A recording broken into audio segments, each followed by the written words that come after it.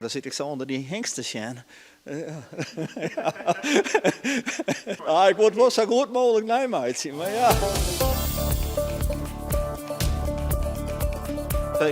Ik had de tekening hierachter hangen, die ben ik een paar weken aan de gang. En dan denk ik elke keer, nou dit vind ik net helemaal mooi, dat vind ik niet helemaal mooi. Vond ik dit wel een beetje My Little Pony, dus ik de kop nou een beetje losmaken. Het nadeel is van beeldhouden, als je een keer fut kapt, hè, je kunt er net mee bijzetten. Ja, je hebt een keer fut halen en dan is het oer, dan moet je het met waan. Een grote ezel maken, een hele grote ezel. En daar zetten we hem op in het WTC, want hij moet natuurlijk ergens in hangen. Van oud hout heb ik weer van oude, heel verrotte balken maken. Dat vind ik mooi, dat er een skimmel erin zit en dat er squatten erin zitten en zo'n soort dingen. We kunnen hem straks wel even opzetten, dan kan ik even zien hoe het goed lijkt.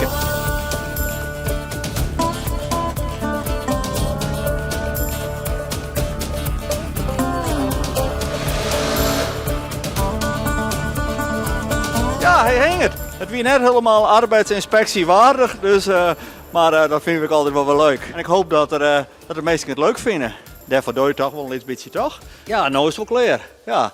Nou ja, nou is het bezet van de zaak is het einde van het vermaak een beetje. Dat is nou wel een beetje, ja, het is nou wel een beetje klaar. Nou, ik ga dan zelf naar de histerkeuring tegen een zaterdag en dan shock even en dan, ze kennen mij natuurlijk net. Maar dat vind ik wel leuk dat de mensen dan zeggen, oh wat leuk, zei ze. Dat is natuurlijk wel het ego wat wel streelt. Ik heb wel vaker zijn dat ik het nooit weer doe, maar dan doe ik het altijd weer. Dus misschien doe ik het nog wel een keer, maar staat nou lijkt het net.